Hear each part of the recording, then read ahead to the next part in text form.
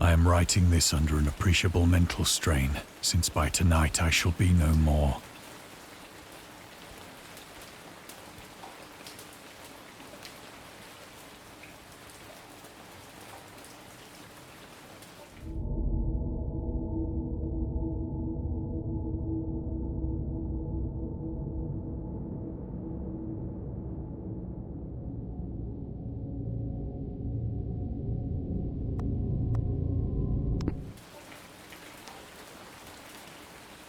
Penniless, and at the end of my supply of the drug which alone makes life endurable, I can bear the torture no longer, and shall cast myself from this garret window into the squalid street below.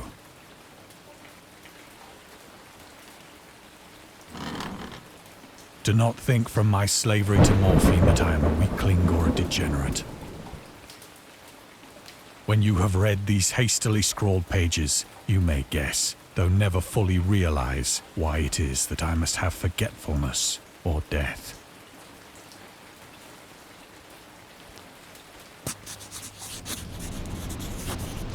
It was in one of the most open and least frequented parts of the broad Pacific that the packet of which I was supercargo fell a victim to the German sea raider.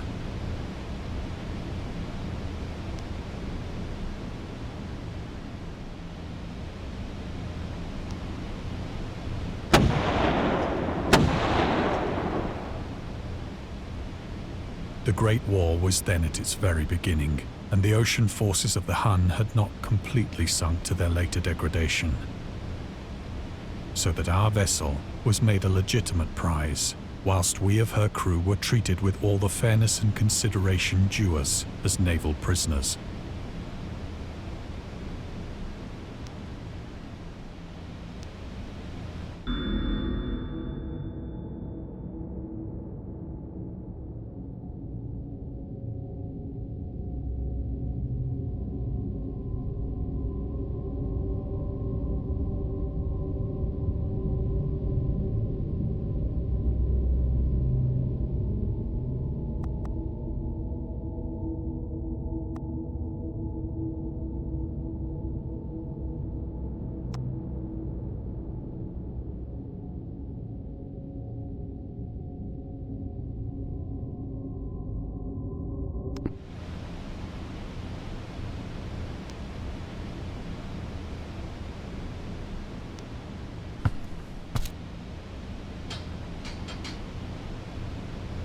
So liberal, indeed, was the discipline of our captors, that 5 days after we were taken, I managed to escape alone in a small boat with water and provisions for a good length of time.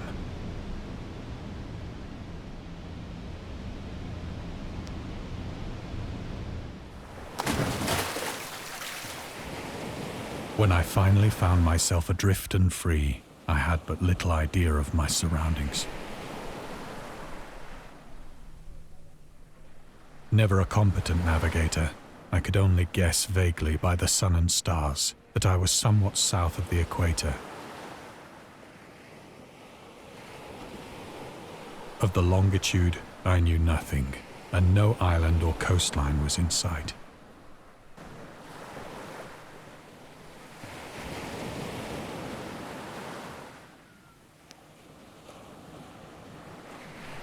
The weather kept fair, and for uncounted days I drifted aimlessly beneath the scorching sun, waiting either for some passing ship or to be cast on the shores of some habitable land.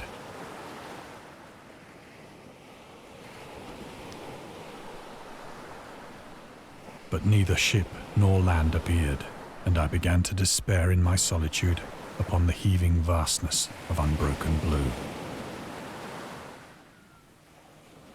The change happened whilst I slept. Its details I shall never know. For my slumber, though troubled and dream-infested, was continuous.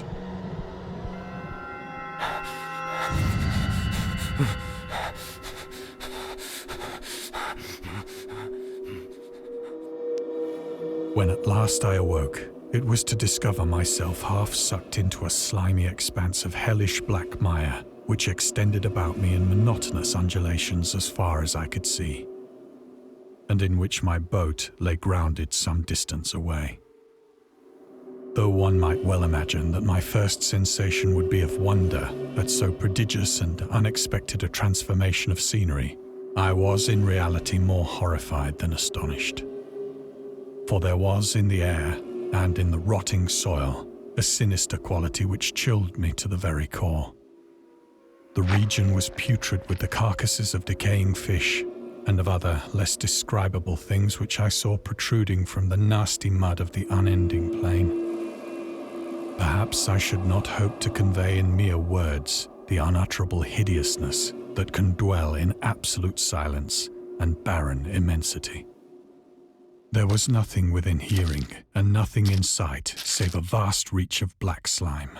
Yet the very completeness of the stillness and the homogeneity of the landscape oppressed me with a nauseating fear.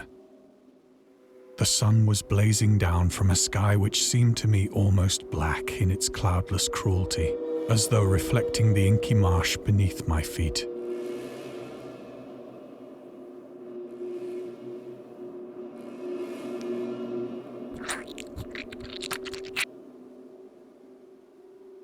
As I crawled into the stranded boat, I realized that only one theory could explain my position. Through some unprecedented volcanic upheaval, a portion of the ocean floor must have been thrown to the surface, exposing regions for which innumerable millions of years had lain hidden under unfathomable watery depths. So great was the extent of the new land which had risen beneath me that I could not detect the faintest noise of the surging ocean, straining my ears as I might.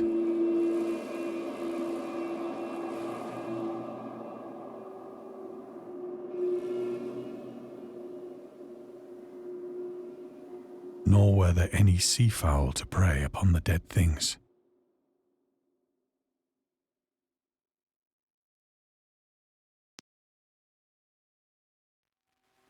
For several hours I sat thinking or brooding in the boat, which lay upon its side and afforded a slight shade as the sun moved across the heavens. As the day progressed, the ground lost some of its stickiness and seemed likely to dry sufficiently for traveling purposes in a short time. That night I slept but little, and the next day I made for myself a pack containing food and water, preparatory to an overland journey in search of the vanished sea and possible rescue.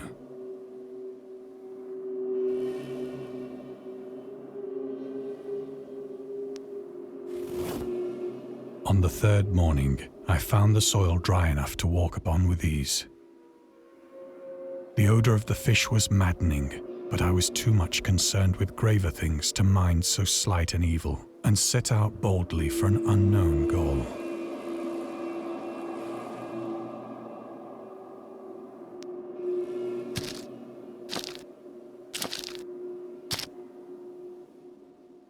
All day I forged steadily westward, guided by a faraway hummock which rose higher than any other elevation on the rolling desert.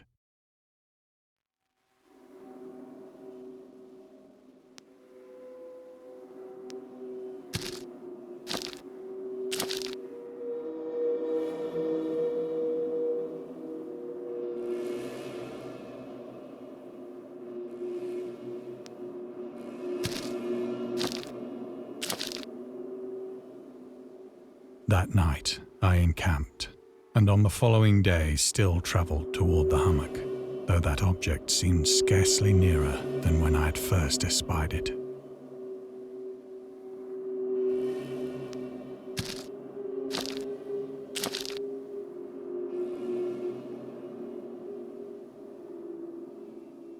By the fourth evening, I attained the base of the mound, which turned out to be much higher than it had appeared from a distance, an intervening valley setting it out in sharper relief from the general surface. Too weary to ascend, I slept in the shadow of the hill. I know not why my dreams were so wild that night, but ere the waning and fantastically gibbous moon had risen far above the eastern plain, I was awake in a cold perspiration, determined to sleep no more. Such visions as I had experienced were too much for me to endure again, and in the glow of the moon I saw how unwise I had been to travel by day. Without the glare of the parching sun, my journey would have cost me less energy. Indeed, I now felt quite able to perform the ascent which had deterred me at sunset. Picking up my pack, I started for the crest of the eminence.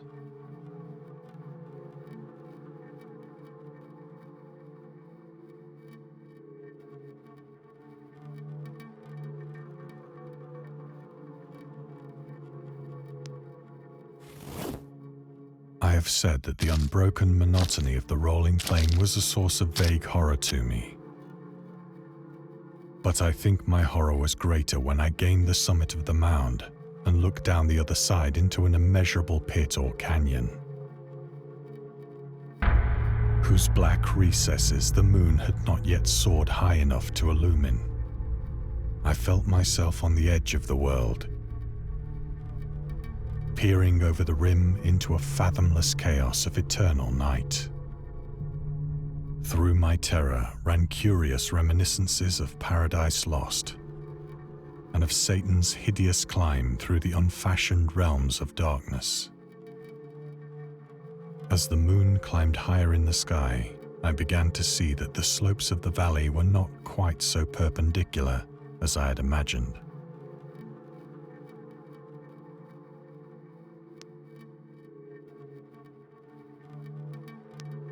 Ledges and outcroppings of rock afforded fairly easy footholds for a descent, whilst after a drop of only a few hundred feet, the declivity became very gradual.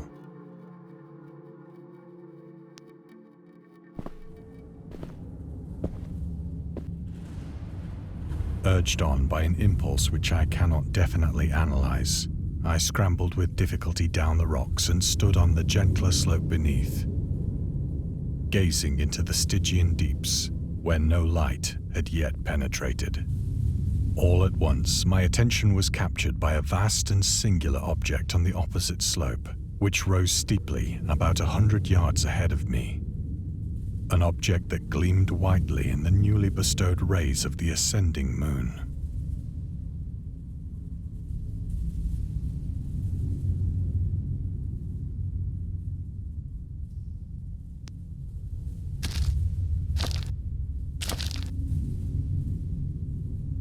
That it was merely a gigantic piece of stone, I soon assured myself. But I was conscious of a distinct impression that its contour and position were not altogether the work of nature. A closer scrutiny filled me with sensations I cannot express. For despite its enormous magnitude, and its position in an abyss which had yawned at the bottom of the sea since the world was young, I perceived beyond a doubt that the strange object was a well-shaped monolith, whose massive bulk had known the workmanship and perhaps the worship of living and thinking creatures.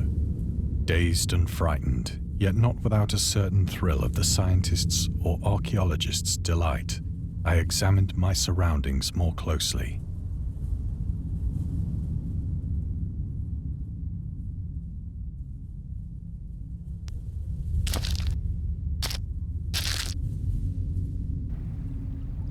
The moon, now near the zenith, shone weirdly and vividly above the towering steeps that hemmed in the chasm, and revealed the fact that a far-flung body of water flowed at the bottom, winding out of sight in both directions and almost lapping my feet as I stood on the slope.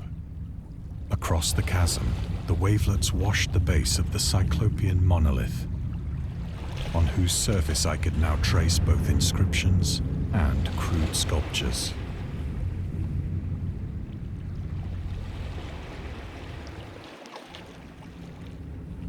The writing was in a system of hieroglyphics unknown to me and unlike anything I had ever seen in books, consisting for the most part of conventionalized aquatic symbols such as fishes, eels, octopi, crustaceans, mollusks, whales, and the like.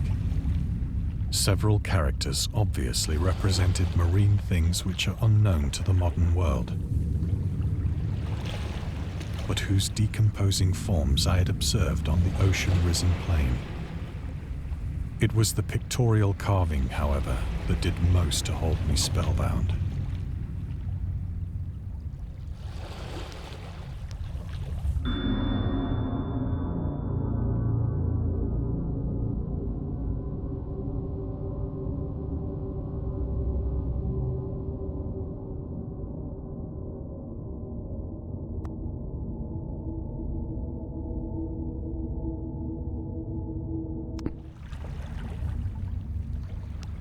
Plainly visible across the intervening water on account of their enormous size were an array of bas-reliefs whose subjects would have excited the envy of a Doré.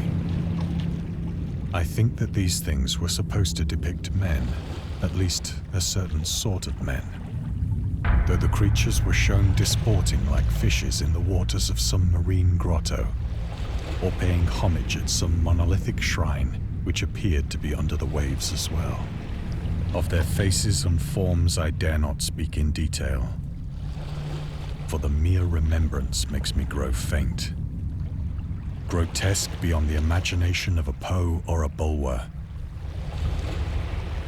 They were damnably human in general outline, despite webbed hands and feet, shockingly wide and flabby lips, glassy, bulging eyes, and other features less pleasant to recall. Curiously enough, they seem to have been chiseled badly out of proportion with their scenic background. For one of the creatures was shown in the act of killing a whale, represented as but little larger than himself. I remarked, as I say, their grotesqueness and strange size, but in a moment decided that they were merely the imaginary gods of some primitive fishing or seafaring tribe. Some tribe whose last descendant had perished eras before the first ancestor of the Piltdown or Neanderthal man was born.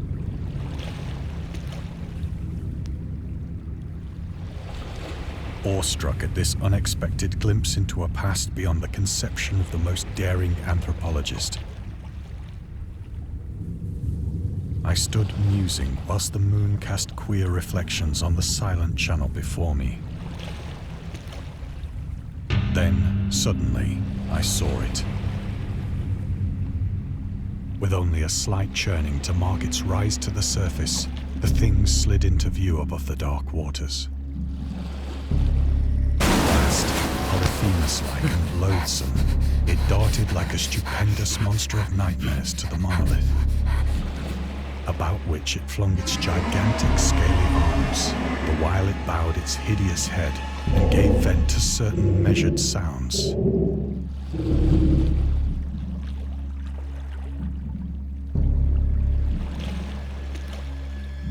I think I went mad then.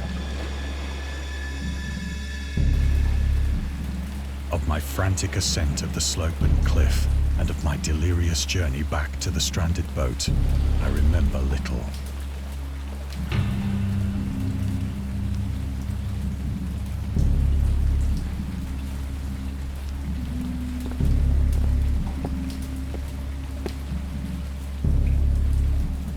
I believe I sang a great deal and laughed oddly when I was unable to sing.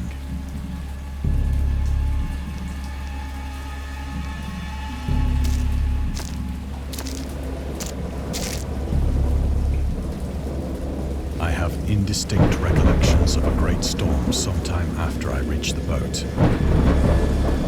At any rate, I know that I heard pearls of thunder and other tones which nature utters only in her wildest moods.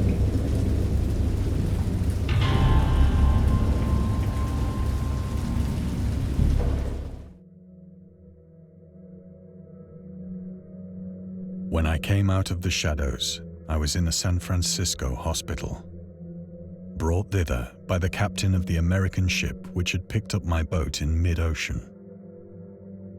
In my delirium, I had said much, but found that my words had been given scant attention. Of any land upheaval in the Pacific, my rescuers knew nothing. nor did I deem it necessary to insist upon a thing which I knew they could not believe.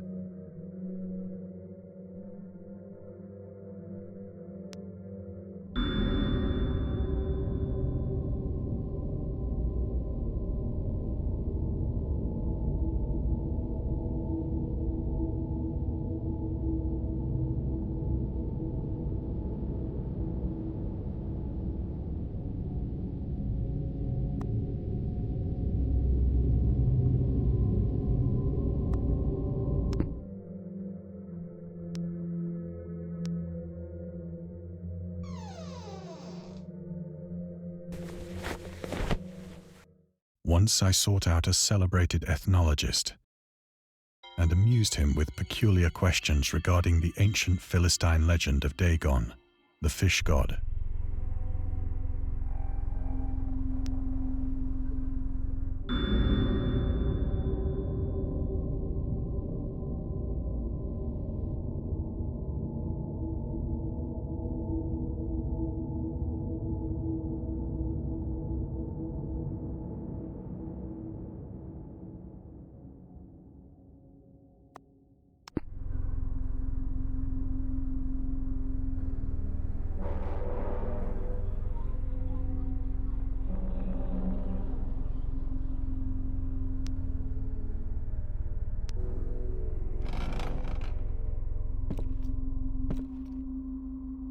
But soon perceiving that he was hopelessly conventional, I did not press my inquiries.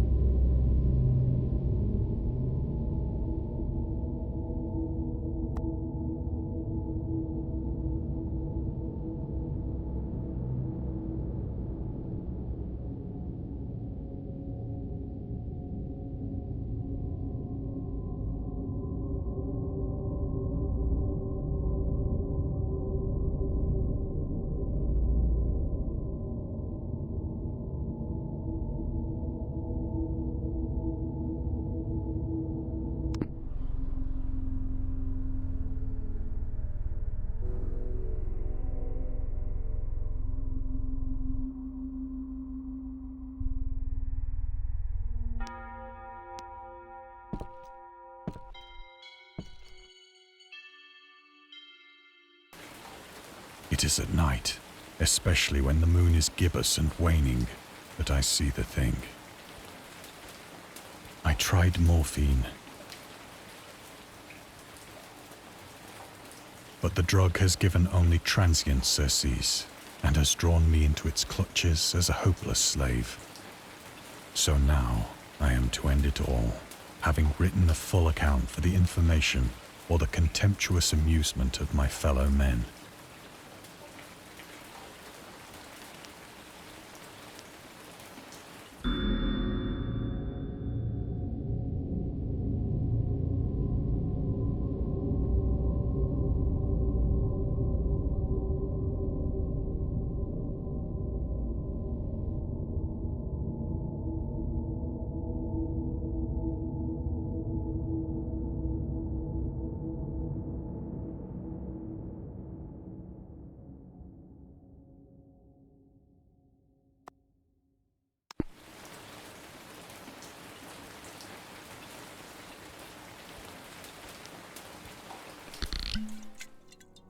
Often, I ask myself if it could not all have been a pure phantasm, a mere freak of fever as I lay sun-stricken and raving in the open boat after my escape from the German man-of-war. This I ask myself, but ever does there come before me a hideously vivid vision in reply. I cannot think of the deep sea without shuddering at the nameless things that may at this very moment be crawling and floundering on its slimy bed, worshipping their ancient stone idols and carving their own detestable likenesses on submarine obelisks of water-soaked granite. I dream of a day when they may rise above the billows to drag down into their reeking talons the remnants of puny, war-exhausted mankind. Of a day when the land shall sink and the dark ocean shall ascend amidst universal pandemonium.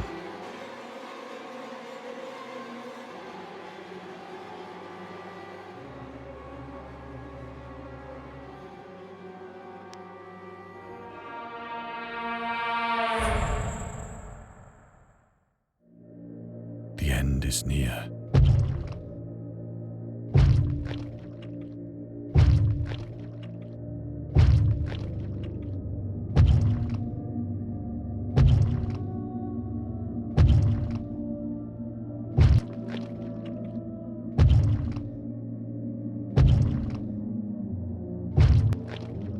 I hear a noise at the door, as of some immense slippery body lumbering against it.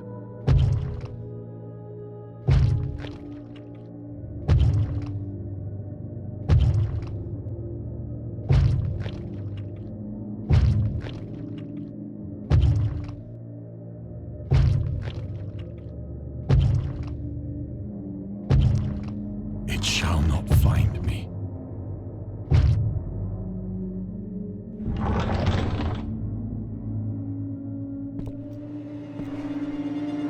God, that hand!